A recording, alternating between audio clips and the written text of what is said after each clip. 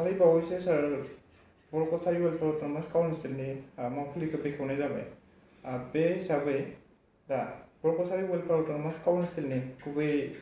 हाबाफोरा माबायदि जागोन फोरमायनो हागोन? प्राइम 24 हेडलाइन्स आरो बड'लेण्ड बुब्लि बे रादाब बिजों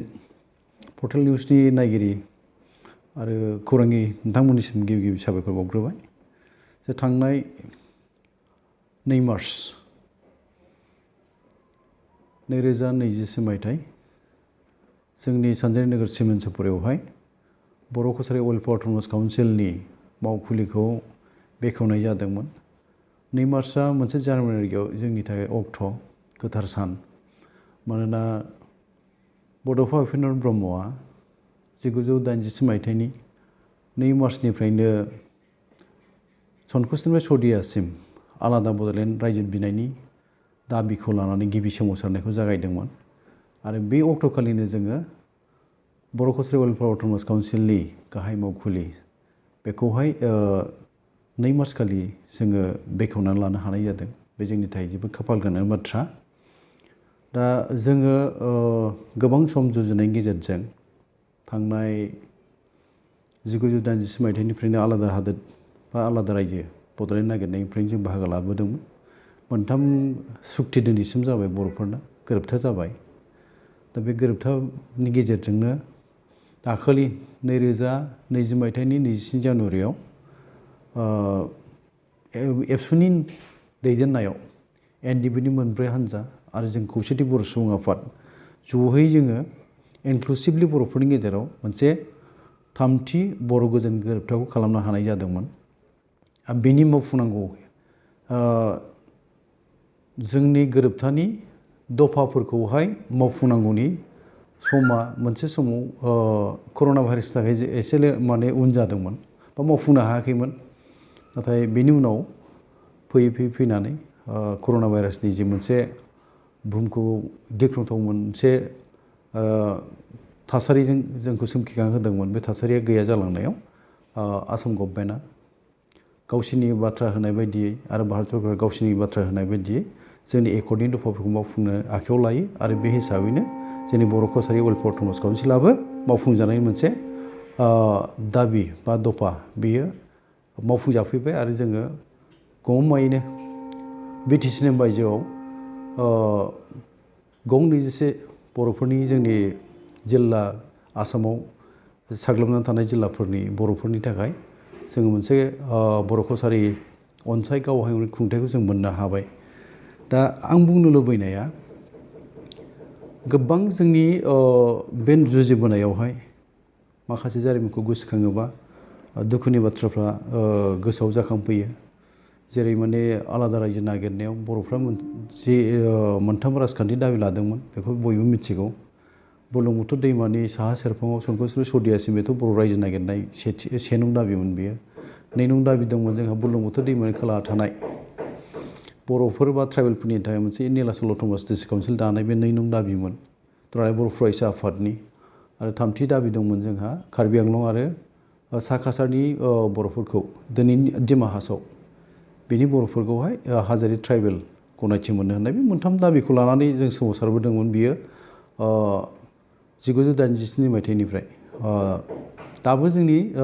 जाफुंनांगौआवहाय बा मावफुंनांगौआव मोनसे दाबिया दाबो मावफुंजानायनि माबायाव फैयाखै। मावफुंजानायनि जि मोनसे खाबु बे खाबुखौ जोङो लाबाय थादोंमोनब्लाबो गोबां जाहोनाव बियो नाथ्रोजाफिनबाय थानाय जादों। जेरै बे कार्बि आंलंनि दाबिया हाजोआरि ट्राइबेल गनायथि मोनहोनाय बे दाबिखौ जों दिनैसिमबो आबुङै जोङो मावफुंनो हानाय जायाखै। दा जोङो बिनि थाखाय मावनांगौ दंबावो। दा आं बुंनो नागिरनाया बर' कसारि वेलफेयार अट'नमास काउन्सिल जे जोङो दिनै मोनफैबाय मोननाय उनावहाय जोङो माब्रैहाय आवगायलांगोन बा बिनि मावनो लानाय नोजोर थांखिफ्रा बोरैहाय जोङो सिगांलांनो बे मोनसे आं मोनथिहोनो लुबैनाया बे जे बर'फ्रा बिटिसिनि बाहेरायाव मोनफ्रोमबो दिगावनो जों गोग्लैसोनाय बुंबाबो बांद्राय बुंनाय जानाय नङा। जेरैहाय जोंनि सोलोंथाइनि बाथ्राखौनो बुं, रांखान्थिनि बाथ्राखौनो बुं, बा जोंनि आबादनि बाथ्राखौनो बुं, लामा सामानि बाथ्राखौनो बुं, बा हारिमु थुनलाइ जौगाहोनाय बाथ्राखौ नुदों बा फारफ्रोमबो दिगावनो जोङो गोग्लैसोनानै दं बुंनो थाङोबा मानोना बिटिसि मोननायखौ बुङोब्ला 2003 मायथाइनि 10 फेब्रुवारियाव बिटिसिआ गोरोबथा जादोंमोन बेनि उननिफ्राय हाग्रामा महिलारि दैदेननायाव 17 बोसोर सामलायनाय जाबाय बिटिसिखौ दा बिटिसि होनोबा मोनब्रै जिल्ला क'क्राझार चिरां बाक्सा आरो उदालगुरि बे मोनब्रै जिल्लानि बर'फ्रा जि खाबुखौ मोनदों बा मोनब्रै जिल्लानि सिङाव थानाय गुबुन गुबुन हारि माहारिफ्रा जि माने खाबुफोरखौ मोनदों जोंनि बिटिसिनि बाहेरायाव जों बे खाबुफोरखौ मोननो हानाय जायाखै दिनैहाय साख्रि बाख्रिनि बाथ्राखौनो बुं बेफोरावबो जोङो नांगौ रोखोम दिनै फोरोंगिरि मोननो हायाखै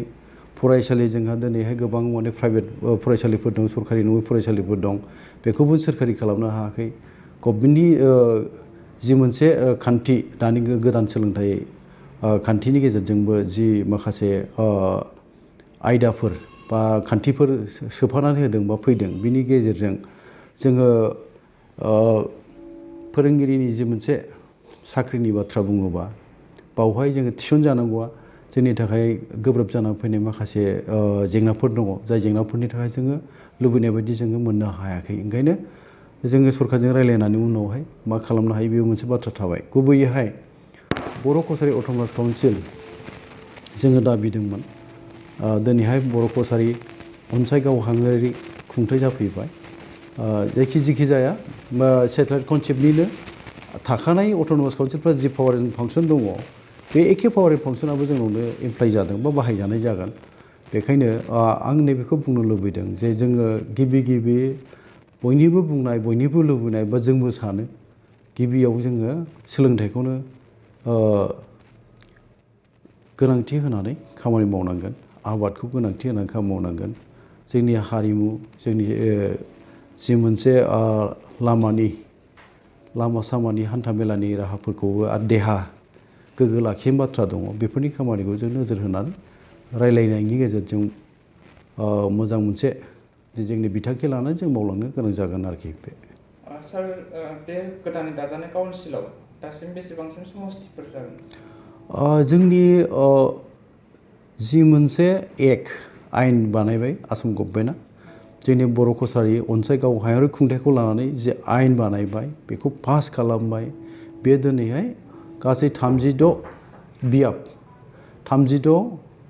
बियाब जोंहा दङ माने समस्ति आरोखि 36 बियाब दङ आरो 7 गभर्नमेन्ट नमिनेसन थागोन गासै 40 जागोन आरोखि दा ओंखायनो बे 36 जोंनि बियाबखौ दा जोंनि मावग्रोनो गोनां खामानिया जोंनि मावग्रोनांगौ दाथ' जोंथ' अफिसबो लाबाय मावखुलिबो जों लाबाय दा मावग्रोनो गोनांथार खामानिया जाहैबाय जोंनि गामिफोरखौ जोङो नटिफाइ खालामहोनांगौ गभर्नमेन्टखौ दाथ' इलेक्सन कड अफ कन्डाक्ट नांबाय दामाने बिसायख'थि फसंथाना बिसायख'थिनि अक्ट' फोसावनाय लोगो लोगो दिनै माखासे मावनो गोनां खामानिफोरखौ जों दोनथ'जोबनांगौ जाहैबाय दा बिसायख'थिनिसो जों दा मुखुब जाजोबनोसै जायखि जाया जोंनि मावग्रोनो गोनां खामानिखौ आं बुंखानो लुबैगोन जे जोङो गामिफोरखौ नटिफाइ खालामहोनांगौ गेजेट नटिफिकेसननि गेजेरजोंहाय नटिफाइ खालामहोनांगौ बेनि उनावहाय जोङो समस्तियाथ' बानायहैनांगोन जोङो इलेक्सन गेलेहैनांगोन आरो मोनसेया जाहैबाय जोङो अफिस लुनायनि खामानि मावखुलि लुनायनि खामानि बेखौ मावथारनांगोन आरोखि गिबि सार एसे सिगाङाव राजखान्थिनि खोथा सारनिफ्राय ओंखारबाय बे हिसाबै आङो सारनाव सोंनो लुबैयो नोंथाङा जिहेतु दासान्दि BKWSनि गाहाय मावफुं सोद्रोमा बे हिसाबै फैबाय थानाय आसाम एसेम्ब्लिनि बिसायख'थियाव नोंथांमोना माबायदि साखाफारा जादों जोङो इसु बेस बा जोङो इसुखौ लानानै खामानि मावदोंमोनखाय दाबिखौ लानानै जोंहा बिटिसिनि बाहेरायाव गं 21 जिल्लायाव बर'फ्रा माने 1 लाखनिबो गोबांसिन दङ दिनैहाय बिनि थाखाय जोङो बर' कसारि गावहाङारि खुंथाय जों नागिरबोदोंमोन दाबिबोदोंमोन ओंखायनो दिनैनि समावहाय बिजेपि गभर्नमेन्टआ मानगोनां सर्बानन्द सन'वालनि दैदेननायाव डक्टर हिमन्त बिश्व शर्मानि गोख्रों माने जोंखौ हेफाजाब होनाय जोंनि थाखाय नांजाबफानानै खामानि मावनायाव आरो बिजेपि दोलोनि मानगोनां आफादगिरि रन्जित कुमार दास बिथांमोननि जोंनो जि मोनसे अननाय होनाय बा जोंनि दाबिखौ लानानै मोनसे मावफुंनायनि जि मोनसे गोसो बेखौ दिन्थिनाय आरो मावफुंना होनाया दिनै जाफुंना फैदों आरो सासे सुबुंनि नामखौ लाबावनांगोन बिथाङानो जाहैबाय मानगोनां रायजोसभानि एमपि बिश्वजित दैमारि बिथां नङामोनब्लाथ' जोंनि बर' कसारि वेलफेयार अट'नमास काउन्सिल जाफुंनायखौ जों साननोनो हाया बिथाङा जोंजों थाफाथारनानै गावनि राजखान्थिनि जि मोनसे इयुन बेखौनो बियो गिलु बालु मोनसे खैफोदाव नाथ्रोदहरना लाबायमोन बुंनो थाङोबा मानोना बिथाङा बिपिएफ दोलोनि सासे रायजोसभानि एमपिमोन दा बिपिएफ दोलोआव थानानै बिथाङा जोंनि थाखाय खामानि मावनायाव उसुबिदाबो जानानै फैदोंमोन बेखौनो नाथ्रोदनानै गावनि खाबुखौ नाथ्रोदनानै रायजोसभानि एमपिखौ नागारनानै जोंनि इसुनि थाखाय बियो जुजिदोंमोन आरो जोंजों थाफानानै खामानि मावदोंमोन दैदेनदोंमोन बे हिसाबैनो बिथांनि जोंजों थाफानो नाजानायाव आरो डक्टर हिमन्त बिश्व शर्मानि खोब पजिटिभ आरो सिनसियारलि कमिटमेन्ट होनायखौ मावफुंनो आवगायनायनि थाखाय बर' कसारि वेलफेयार अट'नमास काउन्सिला दिनैनि जाफुंनायसिम सौफैनो हानाय जादों फैबाय थानाय बिसायख'थियाव नोंथांमोना सोरखौ हेफाजाब बे होगोन बाथ्रानि सोंनायनि फिननायाव आं बेखौ थोंजोङै बुंबाय मानोना जोङो जोंनि बर'फोरनि बिटिसिनि बाहेरानि बर'फोरनि जि मोनसे दाबिखौ बर' कसारि वेलफेयार अट'नमास काउन्सिल दिनै मोननायनि उनावबो जोंहा माखासे दाबि थाबावबाय आरो जोङो बेखौनो ओंखायनो बुंगोन थोंजोङै जिहेतुके जोङो जेब्ला गभर्नमेन्टआ जोंनि बिलखौ एसेम्बलियाव पास खालामदों बे उननिफ्रायनो जोङो थांनाय 9 अक्ट'बर 2020 मायथाइ बावहाय जोङो गुवाहाटीनि संगतब कलाक्षेत्रआव बिटिसिनि बाहेरानि गासै गं 21 जिल्लानि दैदेनगिरि रायजो राजा मावथिफोर जोङो गासै 705 सोद्रोमाफ्रा जोङो बिजेपि दलाव माने हाबहैखांखाबायमोन आरोखि दा बे हिसाबै जोंहा मावनांगौआ गभर्नमेन्टजों थाना मावनांगोन नालाय जोंनि खाबुफोरखौ जोङो आदाय खालामनांगौबा आरो जाय दोलोआ सरकाराव दङ बेजों थाफानानै आदाय खालामनायनि खाबुफोरखौ लानो रोङाबा जोंहा खहा जानायनि अनगायै जेबो जाया ओंखायनो जोङो बिजेपि दोलोजों थाफानानै बिजेपिनो भट होनानै बिटिसि बाहेरानि बर'फोरखौ जोङो भट होनो थाखाय जों खावलायगोन आरो बावहाय खालि जोंनाव नङा बिटिसि बाहेरायाव जेसेबां जोंनि माहारियारि आफादफोर दङ दुलाराय बर' फरायसा आफादनि बाथ्रा आइजो अनसाय आफादनि बाथ्रा बा जोंनि माहारि गोबां धोरोमारि गौथुमफोरबो थाबाय बा दिनै खौसेथि बर' सुबुं आफाद जों गासैबो रायलायनायनि गेजेरजों एनडिबि हान्जाफोरबो थाबाय जोङो बिजेपि दोलोखौ फैगौ बा नै जानो गोनां 2020 मायथाइनि आसाम एसेम्बलि जेनेरेल इलेक्सनाव जोङो बिजेपि दोलोखौनो जोङो मदद होगोन बेखिनियावनो मोनसे खोथा सोंनो लुबैयो सारनाव दाखालि बावैसो हाग्रामा महिलारिनि बिपिएफ हान्जा आरो हाग्रामा महिलारि बिथाङा कंग्रेसजों दैदेनजानाय महाजोत बेयाव हाबहैदों आरो बिथाङा मोनसे खोथा बुंबाय थादों बिजेपि हाथाव आसाम बासाव बे बेलायाव नोंथाङा मा बुंगोन बे मोनसे ओंथियाव ओरैनो मोनसे बाथ्राखौ जोङो नोजोर होबा रोखा जागोन थांनाय बाथ्राफोरखौ जों गोसोखाङोब्ला बा बिथाङा मा बुंबोदोंमोन सोरजों थानानै मा खामानि मावदोंमोन बेखौ एसे जोङो गोसोखांफिनोबा मोजां जागोन आं मोनथिनायाव गावनो गावनि खुगाजों बुंनाय बाथ्राफोर जे माने बिपिएफ दोलोआ सुबिदा बायदि दोलो होनना बिथाङा गावनो बुंना लाखायो जाय समाव सुबिदा मोनो जायजों सुबिदाखौ मोननाय जागोन बेजोंनो बिथाङा लोगो लायो दा बिथाङा गावनि सुबिदाखौ दिनैहाय बिजेपि दोलोजों लोगोआव थाफानानै आदाय खालामनो हानायनि मोनसे लामा गैयैखाय बिथाङा माने महाजोत बे एआइडिएफ आरो माने कंग्रेस बे दोलोआवहाय बे लोगो लाहैफाबाय बा एलायन्सआव फैबाय खिन्थु आं बुंनो लुबैनाया दिनै जाय समावहाय जोङो आसामनि जोंनि जाथि माथि बिटिनि बासायनायनि बाथ्राफोरबो बुङो आरो दिनैहाय जोङो बिजेपि दोलोजों थानानै दिनै भारत राष्ट्रनि बाथ्राफोरखौ बुङोबा बुहुमनि राजखान्थिखौ जों बिजिरना नायोबा दिनै भारतखौ मोजाङै रैखाथि होनायनि जि मोनसे खामानिखौ मावदों होनोबा नरेन्द्र मदि आरो अमित शाह आरो जेपि नाड्डा साहाबमोन दैदेननाय बिजेपि दोलोनि अनगायै गोख्रोङै बबेबा राजखान्थि हान्जाया जे बेखौहाय मावफुंनो हागोन जों नुवाखै दिनैहाय भारत हादोरा मानगोनां गाहाय मन्त्रि नरेन्द्र मदि बिथांनि दैदेननायाव दिनै रैखाथि बा मोनसे सुरक्षित होनजागोन माने सेफ होननानै बुंजागोन आरो बुंनांगोनबो जोङो दा बेबायदि राजखान्थि हान्जाजों जोङो थाफानानै राष्ट्रखौ सिबिनायजों लोगोसे जोंनि हारि माहारिनिबो दावगानायनि खामानि मावलांनाय जि खाबुफोरखौ लानांगौ आंनि नुनायाव जोङो बिजेपि दोलोजोंनो थानानै दानि बे थासारिखौ नायनानै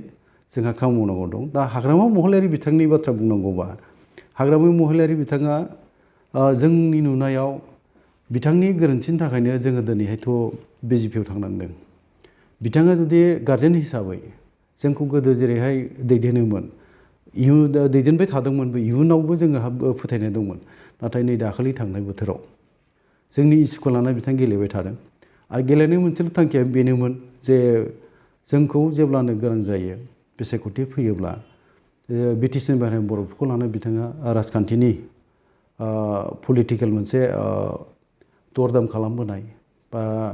मुनाफानि राजखान्थियाव जोंखौ बाहायबोबाय थानायखौ जोङो रोखा जाबोदोंमोन जायनि जाहोनाव जों बिथांजों थाफायालासेनो बा बिथांनिफ्राय जों गोजान जाबोनो गोनां जादों बे बिथांमोननि गोरोन्थिनि थाखायनो बिथांमोनहा जोंखौ फोथाय खेबस' खालामदों आरो बिटिसिनि बर' रायजोफ्रा दिनै बिथांमोनखौ मोनसे नोजोरजों जोङो रोखा जाबाय जे बिथांमोनहा जोंखौ थगायबोनाय थगायसुला बा फोथाय खेबस' खालामनाय बे जोंनि बर' रायजो राजा बिटिसिनि बर' रायजो राजा बा बिटिसि बाहेरानि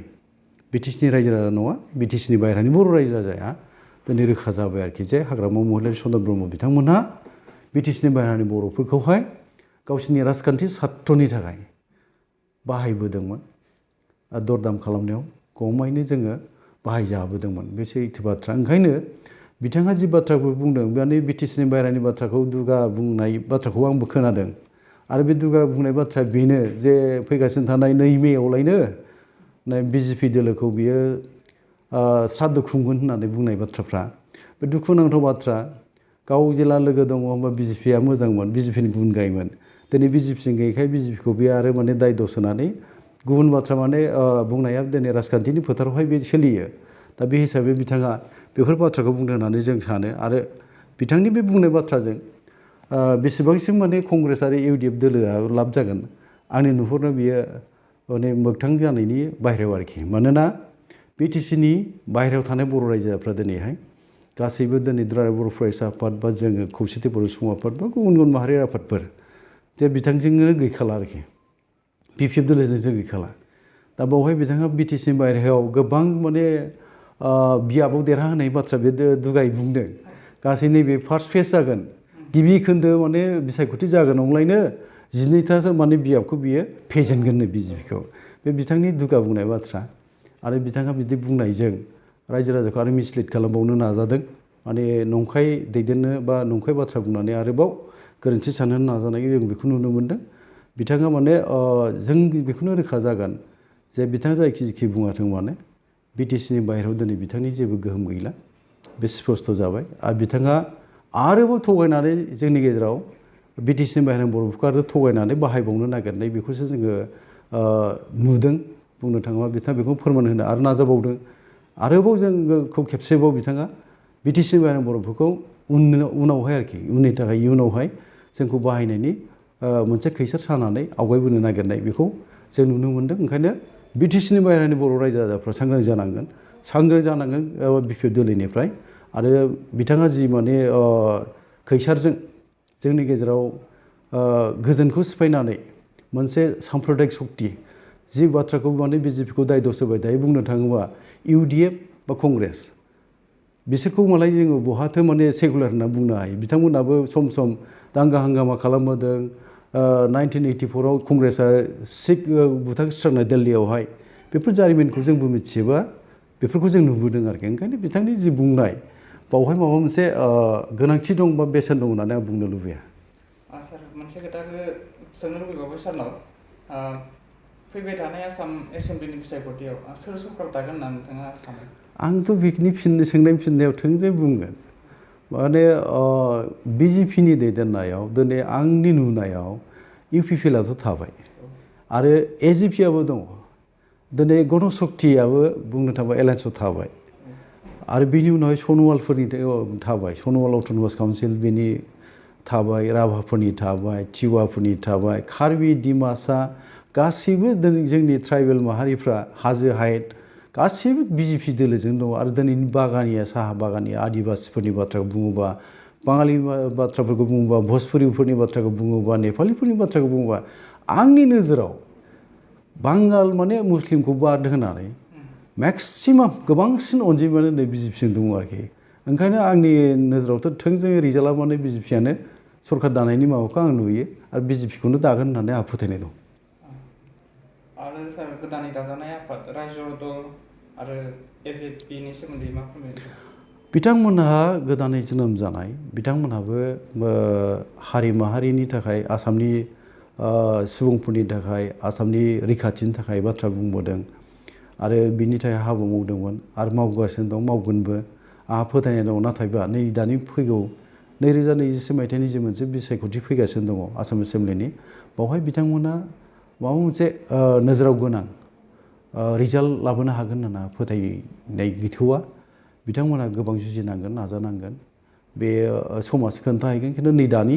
नैबे थासारियाव आरो फैगासिनो थानाय बे बिसायख'थियाव बिथांमोना मोजां माबा मोनसे फिथाइ लाबोनो हागोन होनना आं फोथायनो हायाखै बा आंनि नोजोराव गोग्लैयाखै आरोखि थेंक इउ